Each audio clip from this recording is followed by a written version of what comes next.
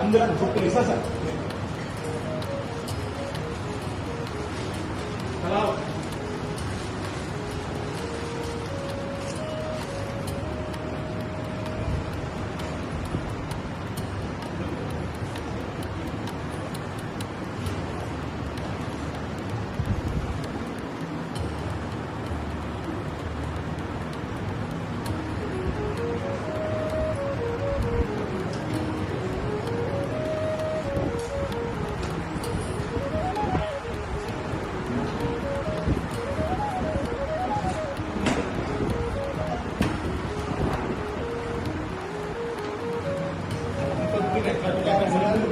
Sir అందరూ ఇక్కడ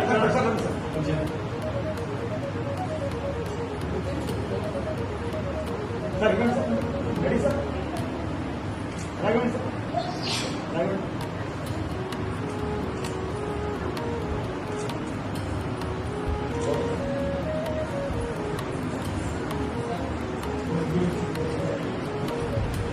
sir అంట్లే ఉన్నా చేరు ఉండేసే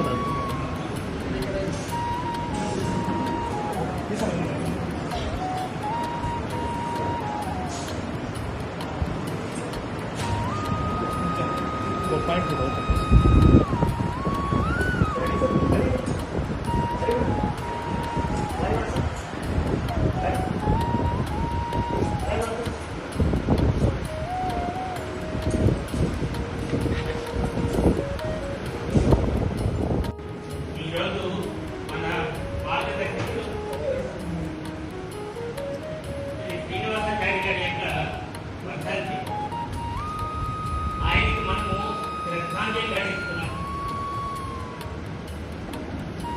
ఈ రోజున నాకు తోచిన విధంగా ఆచార్య గారు ఏ విధమైనటువంటి కృషి కలిగితే మాస్టర్ గారి డైరీలన్నీ బహిర్గతమయ్యాయో చాలా శ్రమపడ్డారు. ఆయన ఊహించిన అనుమతులు శ్రమపడ్డారు. ప్రింట్ చేసినటువంటి డైరీ కోసంగా నేను మొదట్లో ఈ మార్గంలో వచ్చింది కుదురాడలేదు. అక్కడ ఒక చిన్న విషయం అడిగితే నాకు క్లారిఫికేషన్ దొరకలేదు. నెంబర్ 1 అన్నారు. నెంబర్ 1 అంటే ఏమిటి అని అడిగాను నేను. ఒకతను చెప్తానని 3 రోజులు తిరిగాను అతని వెంట, చెప్పలేదు. అప్పుడు మాస్టర్ గారి సాహిత్యం ఎక్కడ లభిస్తుంది అనేటువంటి ఎంక్వైరీ చేసిన తర్వాత శ్రీనివాసాచారి గారు డైరీ పబ్లిష్ చేశారు. ఆయన దగ్గర మాస్టర్ నోట్స్ డైరీస్ అన్నీ కూడా ఉన్నాయనే విషయం తెలిసిన తర్వాత నేను ఆచార్య గారి దగ్గరికి వచ్చాను. ఆచార్య గారి దగ్గరికి వచ్చిన తర్వాత డైరీ అడిగితే ఆయన వెంటనే నాకు ఇచ్చారు. 6 నెలలు తిరిగాను ఆ డైరీ, ప్రింటెడ్ డైరీ కాపీ తీసుకోవడం కోసం. గద్దీకే తీసుకోవడం ఉచితంగా కాదు, ప్రతి 20 రోజులకి నేను విద్య నుంచి తిరుగుతూ వెళ్ళేవాడిని. ఆ రకంగా 6 నెలలు తిరిగాను. ఇన్నిసార్లు ఒక 2 నిమిషాలు ఏంటి తన అనుభవం చెప్తాను.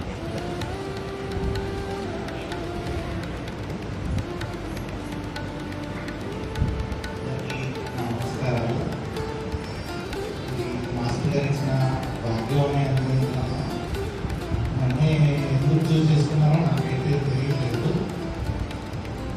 మొన్న 5 ఏళ్ల క్రితం సార్తో మాట్లాడటం జరిగింది ఏదో ఒక విషయంలో. భాగ్యం నాకు ఉంది.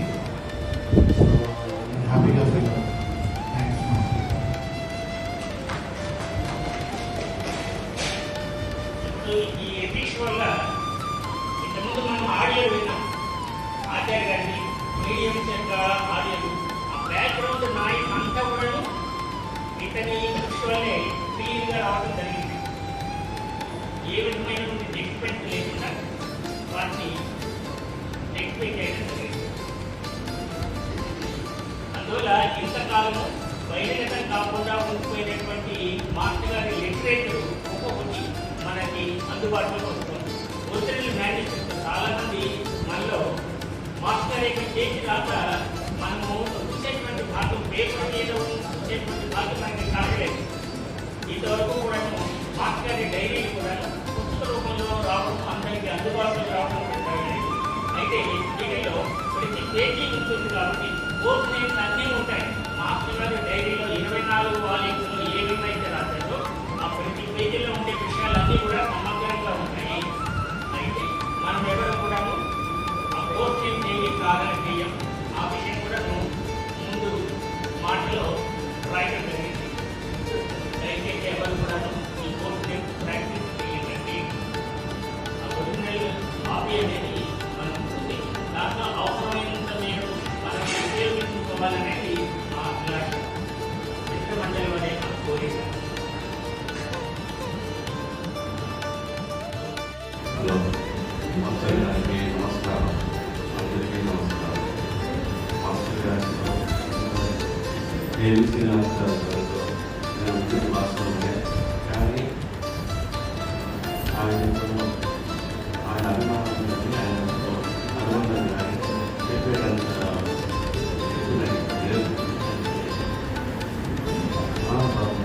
దాదాపు 96 నుంచి ఆయనతో ఉన్నాను. ప్రతిరోజు నేను ఆయనతో కలుసుకున్నాను. ప్రతిరోజు ఆయన సేవలో ఉన్నాను. ప్రతిరోజు ఆయన చెప్పారు, అలాగే ఆచరించాను. నా గురించి ఏం లేదు, పెద్దగా ఇది చెప్పేటట్టు కాదు. కానీ మాస్టర్ గారి లిటరేచర్లో అన్ని విషయాలతో ఆయన చెప్పారు. అలాగే ఆయన పుస్తకం పొందుపరిచారు. అందుకు కొత్త చెప్పేది ఏం లేదు నాకు చెప్పేది.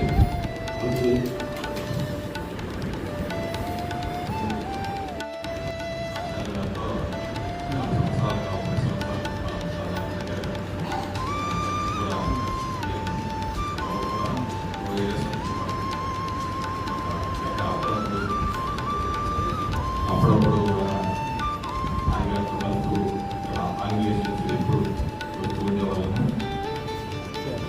సీను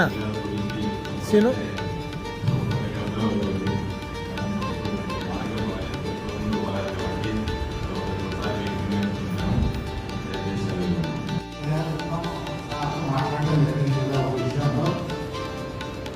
మా మంత్రి బాగా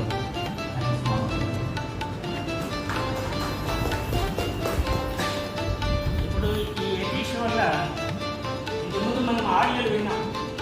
ఆచార్య గారి మీడియంస్ యొక్క ఆడియోలు ఆ బ్యాక్గ్రౌండ్ నాయక్ అంతా కూడా ఇతని కృషి వల్లే క్లీన్గా రావడం జరిగింది. ఇతని సొంతగా సాధ్యమైనంత వరకు ఏ విధమైనటువంటి నెక్స్పెక్ట్ లేకుండా వాటిని నెక్స్పెక్ట్ చేయడం జరిగింది.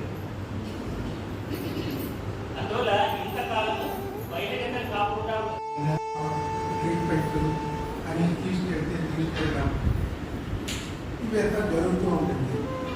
సో ఇదే జరుగుతున్నప్పుడు కొద్దిగా ప్రేయర్లో ఇంట్రెస్ట్ వచ్చింది. ఆ ఇంట్రెస్ట్ ఇంక్రీజ్ వాళ్ళ దగ్గర కొన్ని క్వశ్చన్లు అడగడం, వాళ్ళ దానికి సమాధానం చెప్పడం. అంటే ఇట్ బికమ్ రొటీన్ అప్లై అయిపోయింది నా లైఫ్లో. ఎందుకు చేయాలని తెలియదు, ఎప్పుడు చేయాలని తెలియదు. అయితే వాళ్ళతో ప్రయాణం చేస్తూ ఉన్నాను. వారు డైలీ టైప్ చేయాలన్నారు. నేను టైప్ వచ్చాను చూసాను. టైప్ అని చేస్తారు. ఒక మిషన్ తీసుకొచ్చారు. నేను మునికుమార్ గారు బెంగళూరులో ఉన్నారనుకుంటున్నాను. తర్వాత మన వేణుగోపాల్ గారు బ్రదర్ ఒక ఆయన శ్రీనివాసమూర్తి గారు. తర్వాత విచిత్రమైన అంటే one type Nagarjuna university family రావడం వల్ల మెంటల్గా తిరుగుతున్నాడు. రాములారు దగ్గర తిరుగుతుంటే గురుగారు ఏం కావాలని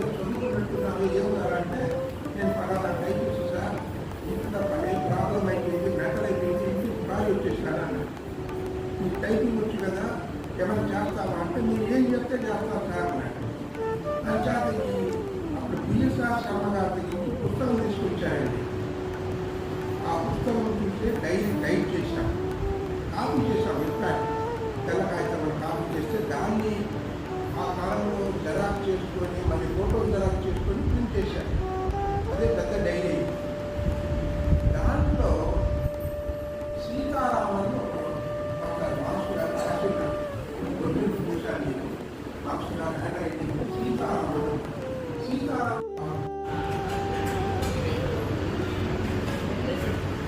పదంతో మాట్లాడుతుంటే చేయి కూడా షేకింగ్ వస్తుంది.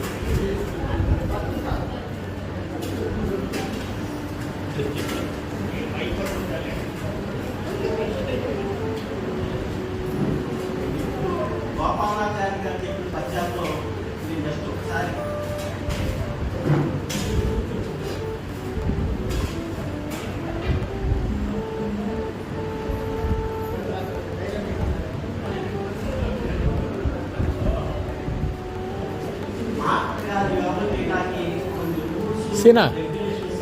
ఇన్స్ట్రక్షన్స్ చెప్పారు.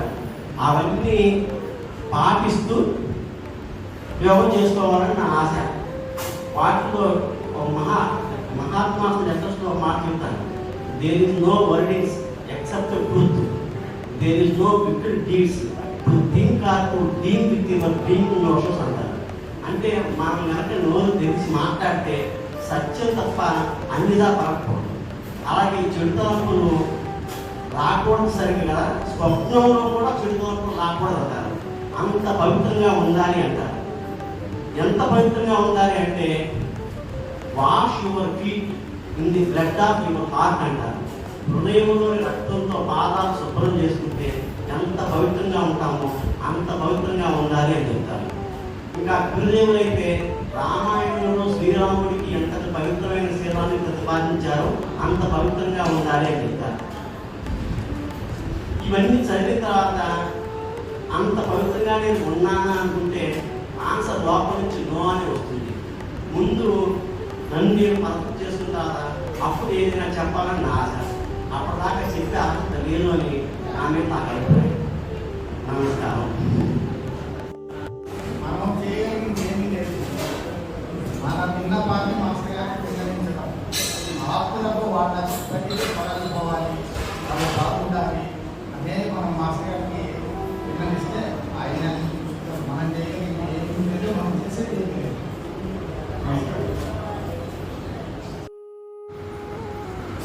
పద్యాలలోకి వెళ్తాను.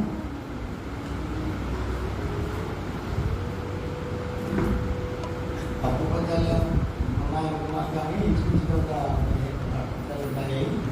అవి చాలా సింపుల్గానే నేను చెప్పేస్తాను సమయాభావం వల్ల. దేహ దేవతల మూలాధారము అసహస్రారము అనేటువంటి పద్యంతో ఉదయం మనం ఊహించుకున్నాం. ఆ తర్వాత పద్యం